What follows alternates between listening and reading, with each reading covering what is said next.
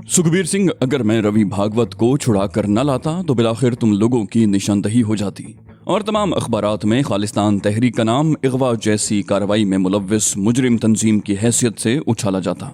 मेरी बात सुनकर सुखबीर सिंह का दिमाग गोया सुन हो गया। मैंने उसकी हालत पर तवज्जो दिए बगैर बात जारी रखी। कहा, जरा सोच मेरे भाई, अगर तारीख में खालिस्तान तहरीक के नाम के साथ लुटेरों और आम शहरियों को अगवा करके तावान वसूल करने का दाग लग गया तो तुम इस मुकद्दस तहरीक के लिए जान देने वाले अपने सैकड़ों शहीद जवानों को अगले जहान में क्या मुंह दिखाओगे?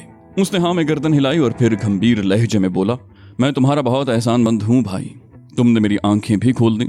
खालिस्तान तहरीक उस गलत रास्ते पर चलती रहती तो बदनामी हमारा मुकद्दर बनती और इस पाक मकसद को बहुत नुकसान पहुंचता।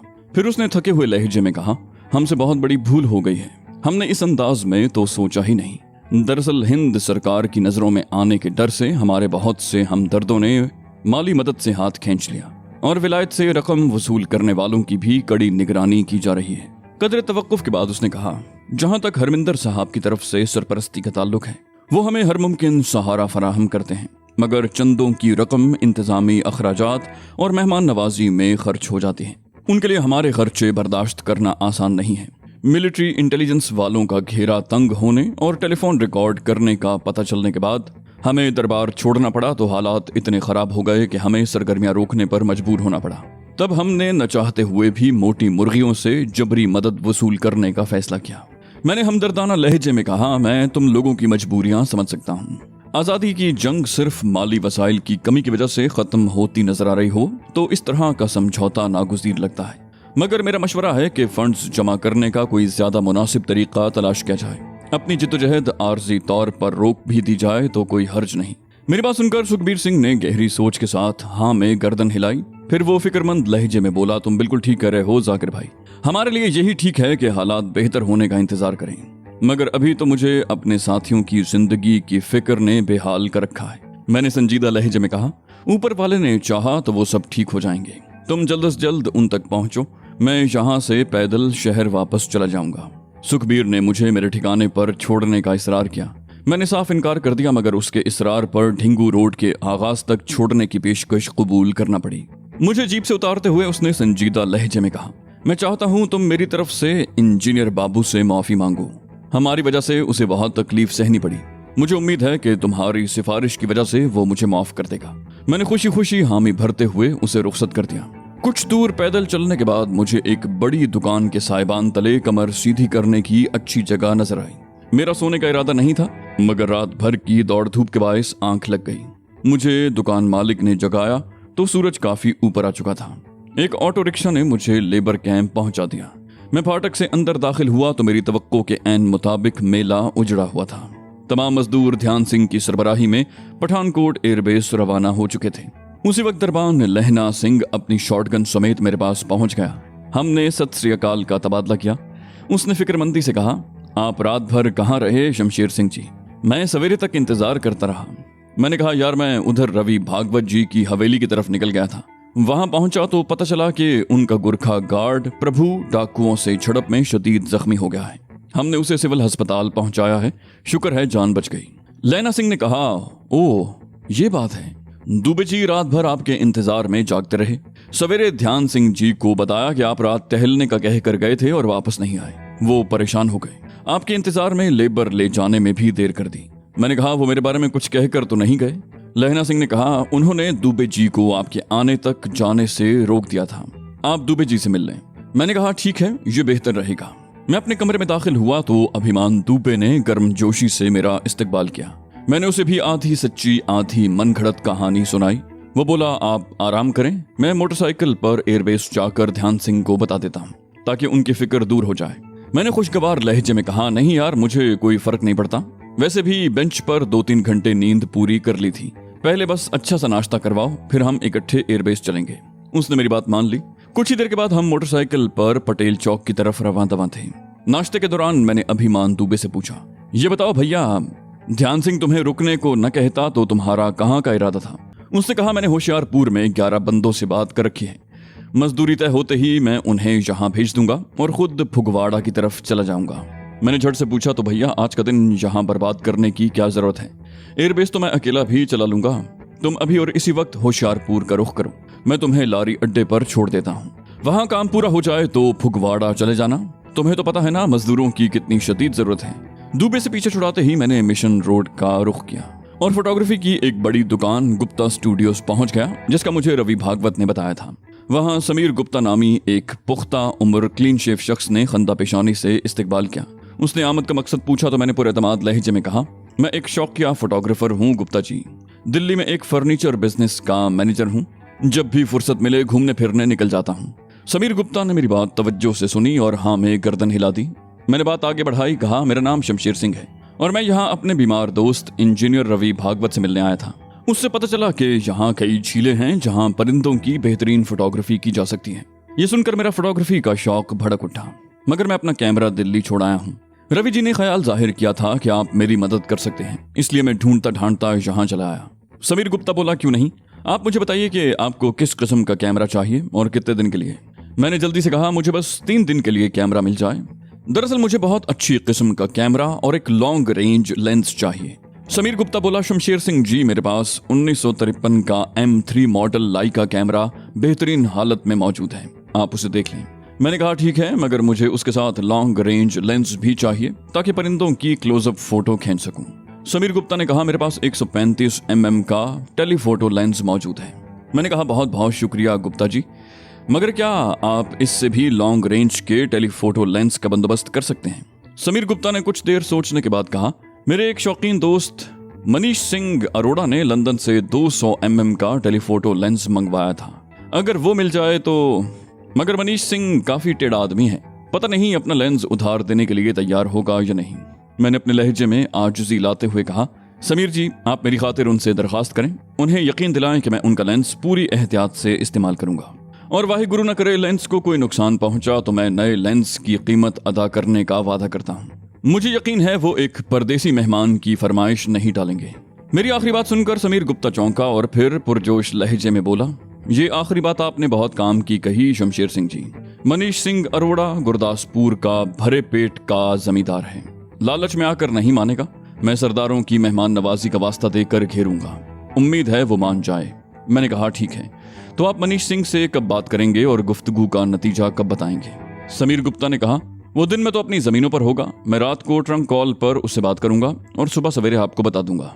लाइका M3 कैमरा और 135 mm टेलीफोटो लेंस चाहिए तो वो मैं अभी आपके हवाले कर देता हूँ। मैंने नफी में सर हिलाया, कहा आप 200 mm वाला लेंस मंगवा लें, 1-2 दिन इंतजार कर लूंगा और फिर पूरी किट एक साथ ले जाऊंगा।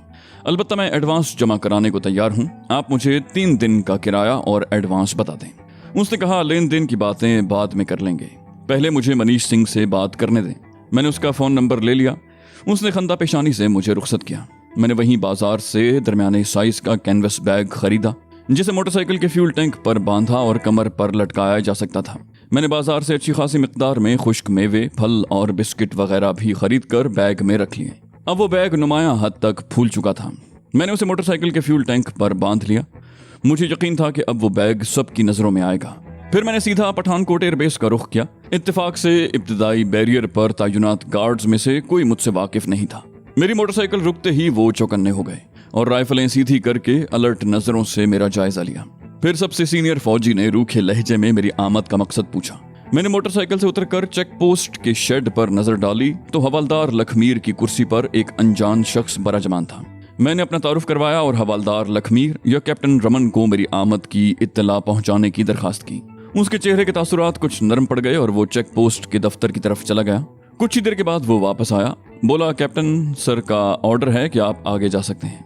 मैंने कहा, थैंक यू ऑफिसर, मगर कैप्टन रमन और लखमीर से मुलाकात भी करना चाहता हूँ। वो ज्यादा मसरूफ तो नहीं है। उसने नफी में सर हिलाया, बोला, वो चाय पी रहे हैं, उन्होंने आपके बारे में ग्रीन सिग्नल दिया है, आप चाहें तो जाकर उनसे मिल सकते हैं। मैंने उसका शुक्रिया अदा किया। बैरियर उठते ही मैंने मोटरसाइकिल शेड के नीचे ले जाकर रोक दी और अपना कैनवस बैग शाने से लटका लिया। मैं इजाजत लेकर दफ्तर में दाखिल हुआ तो कैप्टन रमन और हवालदार लखमीर ने मेरा इस्तकबाल किया। मैंने कैनवस बैग शाने से उतार कर खोलते हुए कहा, लगता है बिल्कुल ठीक वक्त पर पहुंचा हूँ। मैं आपके लिए बिस्किट लाया हूँ, चाय के साथ बहुत मजा देंगे। मेरे मंसूबे के ऐन मुताबिक उन दोनों की नजरें मेरे बैग पर जमी हुई थीं। महंगे बिस्किटों के पैकेट देखकर उनके चेहरे खुशी से खिल उठे। हमने हंसी मजाक के साथ चाय के साथ बिस्किटों का मजा उठाया। मुझे यकीन था कि हमारी बेतकल्लुफाना खुशगपियों की आवाज़ दफ्तर के दरवाजे के बाहर तैनात गार्ड तक भी पहुंच रही होगी। यही इस सारे नाटक का असल मकसद भी था। मैंने बिना पूछे ताखीर से एयरबेस आने का सरसरी सा उज़र पेश किया। चाय बिस्किट से फारिग होने के बाद मैंने उन दोनों का शुक्रिया अदा किया और इजाज़त तलब की। फिर मैंने यूं जाहिर किया जैसे अचानक कुछ याद आ गया हो।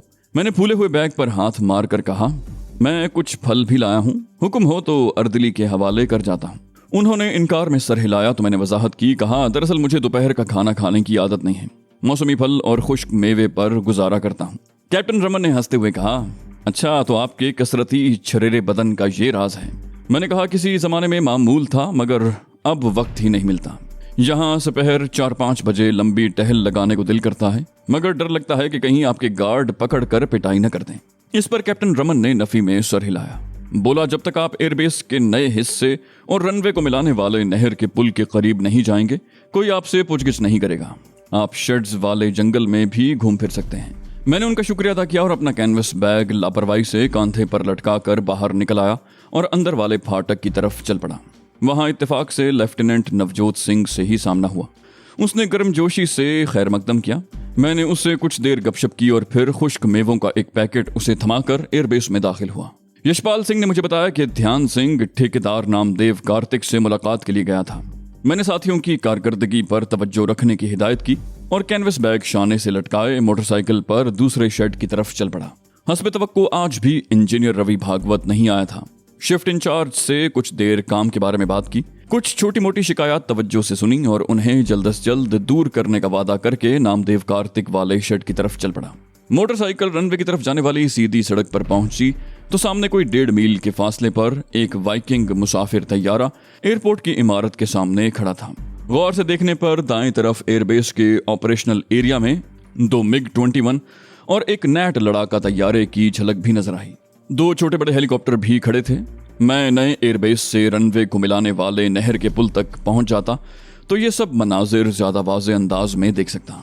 मुझे ध्यान सिंह और नामदेव कार्तिक खुशगवार माहौल में गप्पे लड़ाते नजर आए। उन्होंने गर्मजोशी से मेरा इस्तकबाल किया।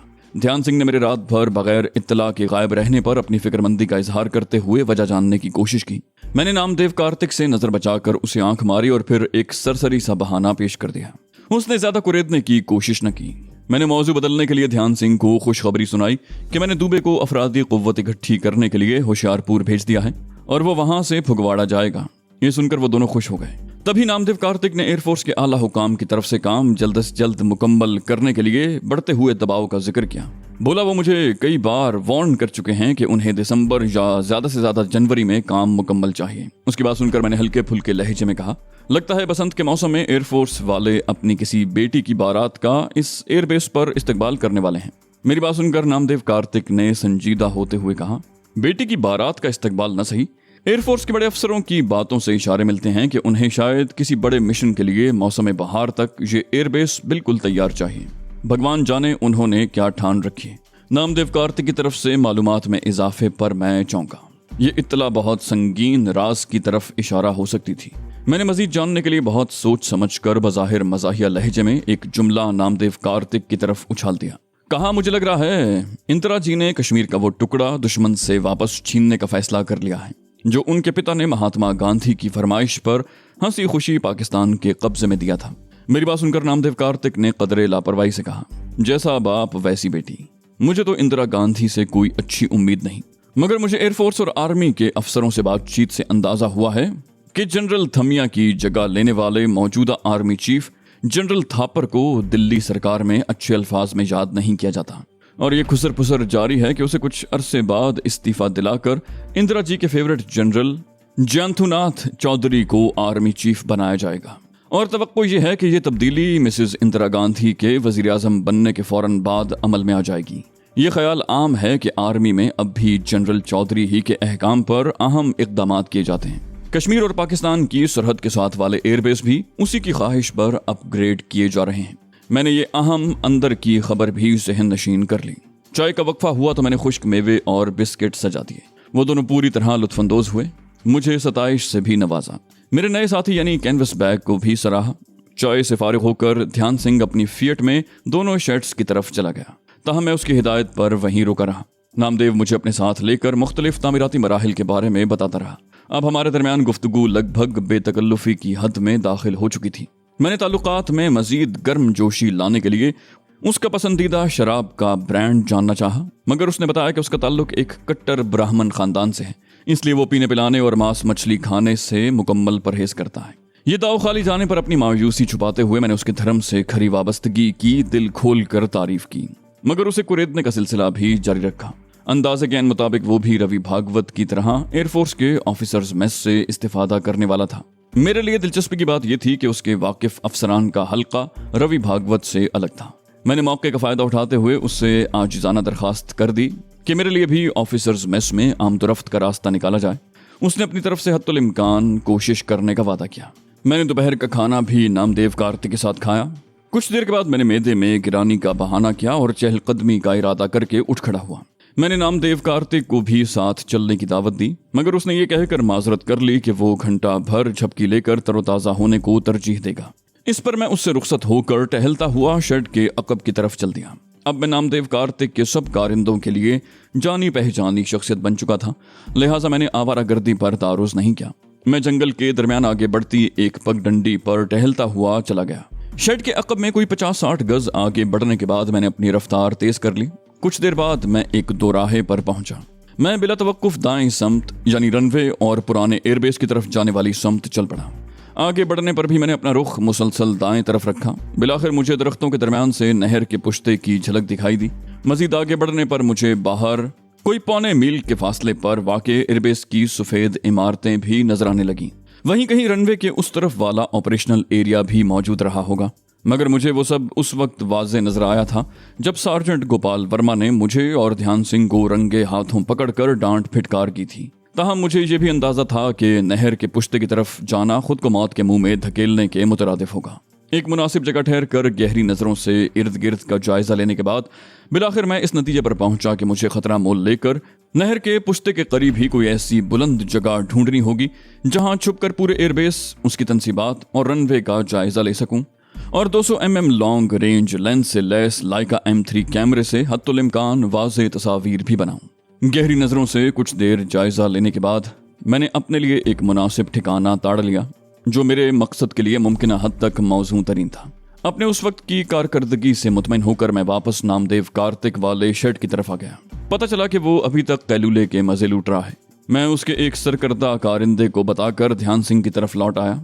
उसके पूछने पर मैंने रवि भागवत की हवेली में पेश आने वाला वाकया कुछ हकीकी कुछ फर्जी तफसीलात के साथ बता दिया।